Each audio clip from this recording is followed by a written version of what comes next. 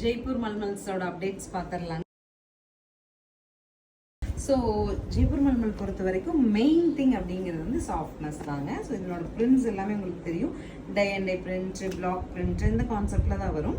But எங்கே கட்டிட்டு போனாலும் மதிப்பாக இருக்கும். சரிங்களா? நல்ல நீல அகலமோட நல்ல குவாலிட்டி ஃபேப்ரிக் இது.